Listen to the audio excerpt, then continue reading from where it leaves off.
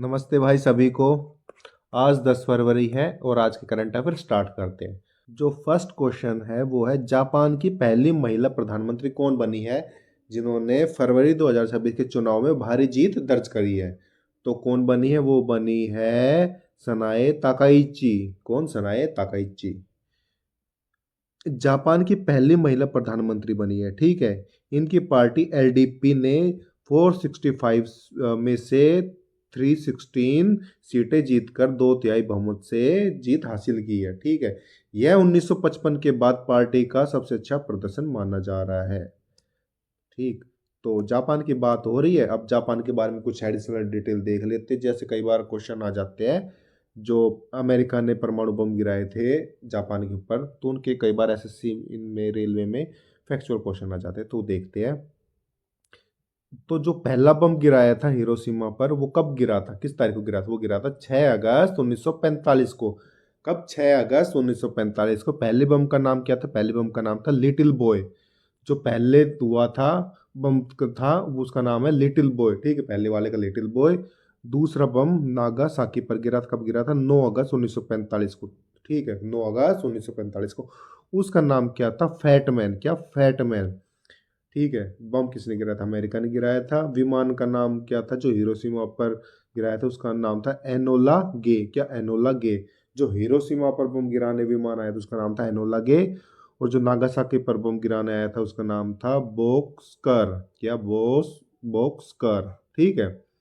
तो ये जापान के बारे में, वो तो पहली महिला प्रधानमंत्री कौन बनी थी, उसके बाद में जो बम गिराए गए थे, वो एडिशनल डेटा था। नेक्स्ट क्वेश्चन है, हाल ही में किस देश ने foot and mouth disease FMD के लिए अपना पहला स्वदेशी वैक्सीन लॉन्च किया? तो किसने किया है? ये किया है दक्षिण अफ्रीका ने। किसने? दक्षिण अफ्रीका ने। दक्षिण अफ्रीका ने 7 फरवरी 2026 को पशुओं में होने वाली गंभीर बीमारी फुट एंड माउथ डिजीज के लिए अपना पहला स्वदेशी टीका पेश किया है। ठीक है। क्या? स्वदेशी टीका पेश किया। किसने किया है? दक्षिण अफ्रीका ने। दक्षिण अफ्रीका ने। अब अफ्रीका का नाम आया है तो अफ्रीका के बारे में कुछ एडिशनल डिटेल देख लेते हैं। तो जैसे ही, और ये डिटेल होने वाली है ज्योग्राफिकल डेटा पर आधारित। जिबाल्टर जल संधि। जिबाल्टर जल संधि, स्ट्रेट ऑफ जिबाल्टर कहाँ है? उत्तरी अफ्रीका। मोरक्को को यूरोप स्पेन से अलग करती है। किसको? उत्तरी अमेरिका और जो यूरोप में स्पेन है, इनको अलग करती है। और अटलांटिक महासागर को किससे जोड़ती है? भूमध्य सागर से। ठीक है, अटलांटिक महासागर को भूमध्य सागर से जोड़ती है। फिर आती है मोजाम्बिक चैनल। कौन सा? Mozambique channel. यह अफ्रीका के पूर्वी तट पर स्थित है। कहाँ है? अफ्रीका के पूर्वी तट पर स्थित है, जो मोजाम्बिक देश को मेडागास्कर द्वीप से अलग करता है। क्या? मोजाम्बिक देश को मेडागास्कर द्वीप से अलग करता है। ठीक है। इसके बाद है स्वेज नहर। क्या? Suez canal. स्वेज नहर ये एक मैन मेड नहर है, कैनाल है। ठीक है, लेकिन यह मिस्र में अफ्रीका को एशिया से अलग करती है। मिस्र में अफ्रीका को एशिया से अलग करती है और भूमध्य सागर और लाल सागर को जोड़ती है। किसको? भूमध्य सागर और लाल सागर को जोड़ती है। कौन? स्वेज नहर, स्वेज कैनाल। ठीक। जो नेक्स्ट क्वेश्चन है वो है, ब्लैक स्वान समिट इंडिया 2026 का आयोजन किस शहर में किया गया है? क्या? ब्लैक स्वान समिट इंडिया 2026 का आयोजन किस शहर में किया गया है? तो ये किया गया है भुवनेश्वर में। कहा? भुवनेश्वर में। ओडिशा की राजधानी भुवनेश्वर में 6 फरवरी 2026 को ब्लैक स्वान समिट इंडिया की शुरुआत हुई है।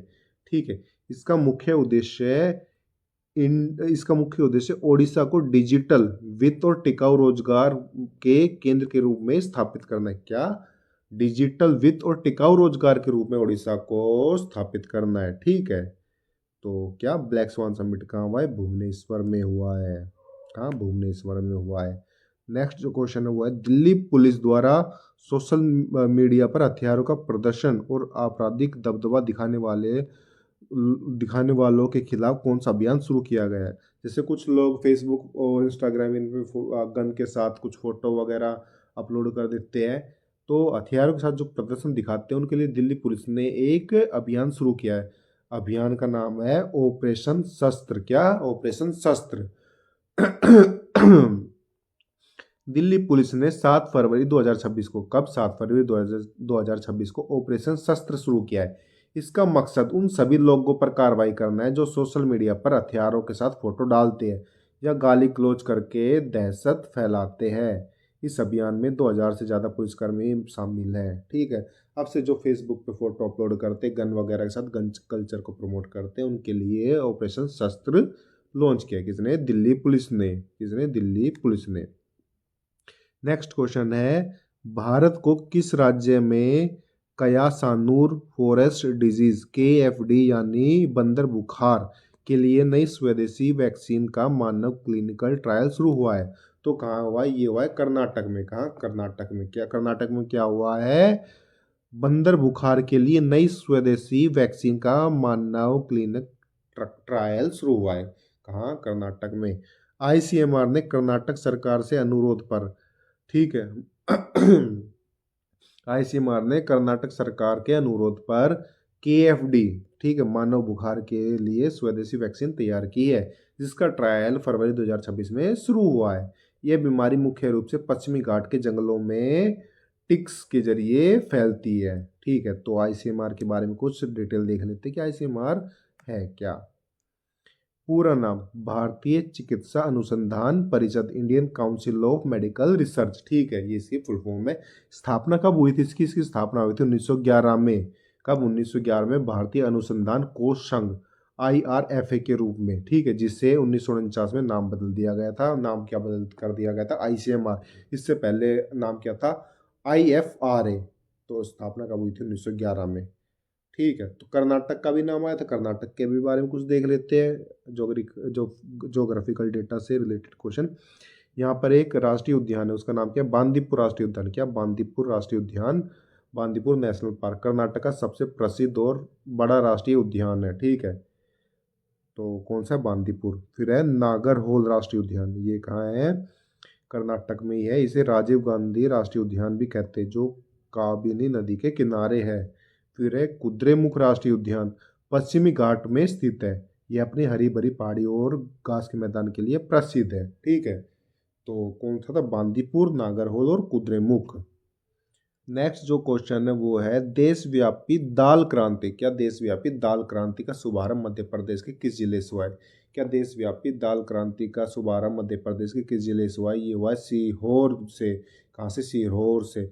7 फरवरी 2026 को मध्य प्रदेश के सीहोर जिले के आमलाहा से देशव्यापी दाल क्रांति की शुरुआत हुई। इसका लक्ष्य भारत को दाल उत्पादन में आत्मनिर्भर बनाना और वैश्विक निर्यात के रूप में स्थापित करना है। तो कहाँ से हुई है? सीहोर।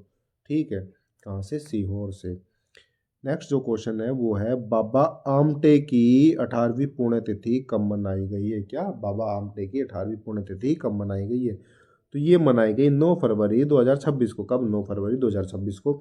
9 फरवरी 2026 को महान समाज सुधारक बाबा आमटे की 18वीं पुण्यतिथि मनाई गई है। इन्होंने कुष्ठ रोगियों की सेवा के लिए महाराष्ट्र में आनंद वन की स्थापना की है। ठीक है, तो किस कब मनाई गई है? 9 फरवरी 2026 को। कौन सी? 18वीं। किसकी? बाबा आमटे की। अब बाबा आमटे के बारे में कुछ डिटेल देख लेते हैं। डॉक्टर मुरलीधर देवदास आमटे, इनका जन्म कब हुआ था? 26 फरवरी 1914 को। ठीक है, बाबा आमटे के नाम से विख्यात है। भारत के प्रमुख और सम्मानित समाज सेवी है। कुष्ठ रोगियों के लिए इन्होंने अनेक प्रकार के आश्रमों और समुदायों की स्थापना की है। इनमें चंद्रपुर महाराष्ट्र में स्थित आनंद वन सबसे जो प्रमुख है, कुष्ठ रोगियों के लिए था। इनके अतिरिक्त आमटे ने अनेक सामाजिक कार्यों में, जिनमें वन्य जीव संरक्षण और नर्मदा बचाओ, क्या ये इंपॉर्टेंट है, नर्मदा बचाओ आंदोलन प्रमुख है, के लिए अपना जीवन समर्पित किया था। 9 फरवरी 2008 को बाबा आमटे को 94 साल की आयु में चंद्रपुर जिले के वडोरा में स्थित अपने निवास पर निधन हो गया था। किसका? बाबा आमटे का। तो ये थे बाबा आमटे। तो ये थे आज के करंट अफेयर। अब मैं मिलता हूँ आपको कल, तब तक के लिए bye bye and take care.